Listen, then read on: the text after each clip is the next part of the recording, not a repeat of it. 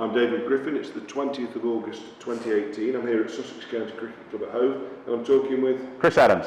Chris, we've just rushed off the field in sheer excitement at the drama of winning the Sunday League in 1990.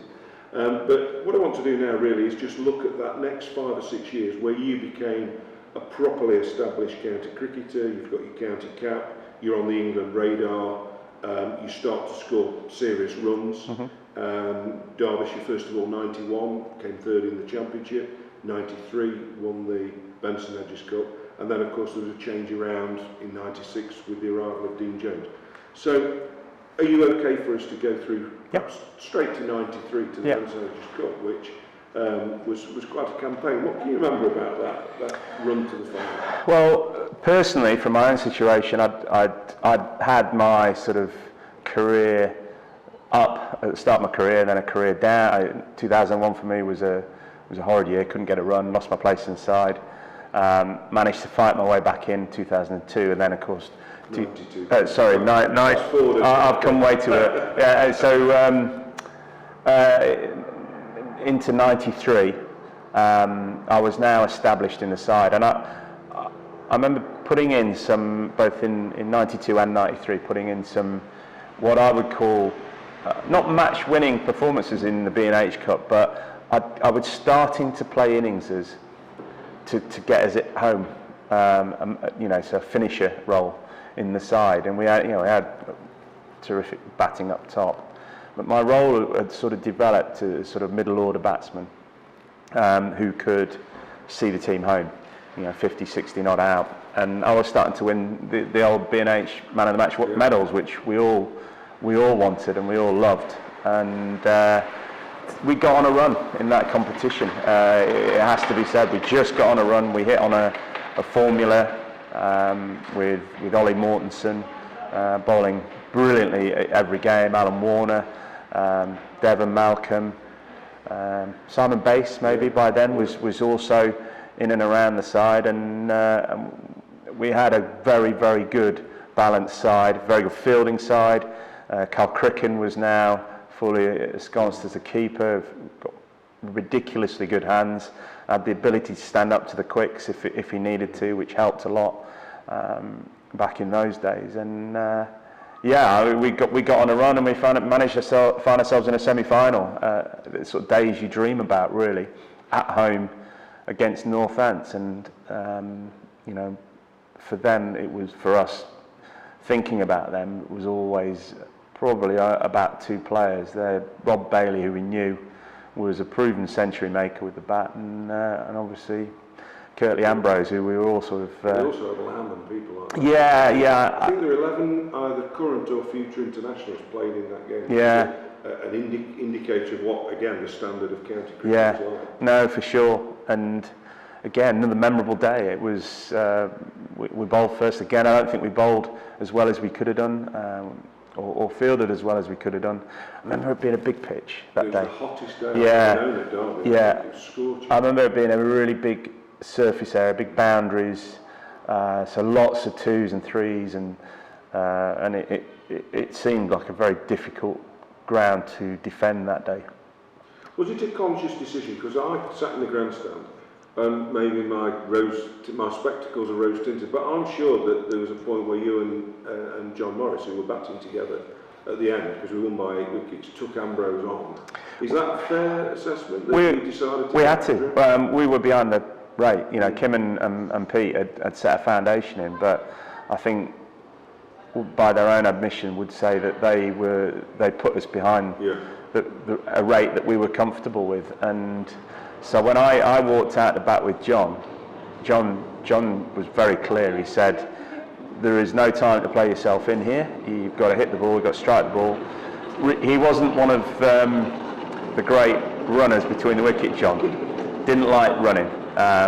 He'd much prefer the leisurely trot down, if he guided one down to third man or fine leg. But I remember a different John Morris that day, and he did put the burners on that day, both with his stroke play and myself. I remember running at Ambrose because he'd hit such a good length. Yes. And when he was on, defending, yeah, absolutely. And of course if Lamb was the captain, he had everybody in and making it hard. And I thought, well, I have to run here and try and hit him off his length. So I remember running down the wicket and cuffing him over sort of cow corner for 4. And John came down and went, "Good luck with the next ball." and it seriously was. It was that much quicker and a bit more frosty. But I'd like to think that without as much control and direction, and we did get him away, and we had perhaps rattled him a little bit. And again, it was one of those very, very exciting finishes, and we got over the line. And that moment, as in 1990. I think you in particular have a nice picture of me running off, arms aloft, yeah. and again you run into a sea of supporters, and the reality sets in the dressing room that we're going to Lords. Tell us about Lords then, because I know that it depends whether you want to tell me the controversial story about Lords or not. But of course we go to play Lancashire, who were dubbed the one-day Cup Kings. Yeah. So what was that day like? Well, that was your first Lords final. Yeah, of course. I mean, there's obviously the Wasim Akram scenario, which people can read about in the book and stuff like that. It will take too long to go into, but really fair to say there was a little bit of niggle between the two. Of course there was. Yeah, there had been a game at Derby 2 weeks earlier where ball tampering was high on the sort of public media attention, ECB attention, and there'd been a game earlier, 2 weeks earlier, and I'd been the batsman out there at the end when I came in and got asked by Kim about the state of the ball, and I said, I've no idea, and he said, but you asked to see it, and I said, but that was a joke, because the umpires had been instructed that at any stage they could ask to see the ball. I just thought it was phenomenal bowling, which it was, but as we were later to know that the ball was in a particularly awful state. But that got reported, and of course, for me, I hadn't given it a second thought until the morning of the game. I'm walking back from the nets with Tim O'Gorman, and Wasim Akram and Guillaume Mendes are walking over from Lancashire, and we've gone morning, and Akram looked at me and then looked away and carried on walking. I was like, it could be an interesting day. And of course, we're batting, which wasn't ideal in our plans. Everybody wanted to bowl first. And I'm out there way too early for my liking, and of course first ball, Wasim Akram is a beamer. Yeah, and it wasn't just out, it was way out. But there was an incident at lunch, and he bowled seriously well up until then. There was an incident at lunch, and after lunch, Corky and Tim O'Gorman go out and bat, and he was all over the place, Wasim. Very, very unlike him. It was all over the place. They played exceptionally well, those two boys. Got us a competitive score. And then the rest is over to the bowlers, really. And I remember getting a catch early on. It was a good catch at slip, which settled me in the field. And we threw ourselves on everything. We went after everything. We chased everything. We gave ourselves that chance. 10 off the last over with I think De Freitas and Fairbrother and Akram to come in was... Did you think as players, and I've asked other players who played in that game, because Kim had deliberately kept Devon back for Fairbrother, but Fairbrother had survived. Yeah. So actually the calculations were such that, with the greatest of respect to Frank Griffith, you wouldn't have wanted Frank bowling the last over with 10 or 11 to win and De Freitas and Fairbrother at the crease. But presumably that was your lot, you just had to accept that. Absolutely our lot, yeah. To do the job. You talk about analysis. I mean, that was in Kim's mind, to hold Devon back. We hadn't talked about that. The only thing that we had talked about as a side was Atherton. And this is the God's honest truth. God's honest truth was to keep Atherton in. Really? As long as we could, because we knew the way he played and his stats up to that he would get himself 50 or 60, but off 100 balls. He would bat, he would chew up a lot of dot balls, and exactly what he did. And but then other players came in, big occasion. They were nervous, didn't get going, and they certainly couldn't have imagined that Fairbrother had ended up 87 not out. and they wouldn't win. Yeah, for sure. That must have come For sure. Just one word about Cork teams, because Yeah. of course that was the day when everybody, because it was live on BBC, you got Yeah. 10 million people watching. Yeah. That was the day, I know he'd had his 8 for 53 on his 20th birthday before lunch, but Yeah. this was the day he really burst on the scene. Yeah. Were you always aware that was in No. Corky's locker? Or Not with the bat, no, Really? not with the bat. I mean, he'd be more than capable of getting you a cameo 30, 40. I'd not seen him play like that before. Yeah. I mean, that just it just exposed his big match temperament, Yeah. didn't it? You know, that his full character came out that day, and you know, we needed. We were finished almost. We hadn't got anywhere near the runs that we needed, and but for him and say Tim O'Gorman, we wouldn't have won that game. And but yeah, I mean, it just shows you, doesn't it, that careers are often determined and defined by key moments. And that was a key moment for Dom. Really, he played ridiculously well and looked to grow through the innings. You know, he looked, by the end of it, looked like a guy who regularly scored those sort of runs. But yeah. So we've got to in the space of 3 seasons, 4 seasons, you've won 2 trophies. Mm-hmm. I guess those of us who were watching from the boundary thought, well, this go on forever. Yeah. You know, we've got a really good side here. We've got, the Mortensons coming towards the end perhaps, but we've got some really, really good players here.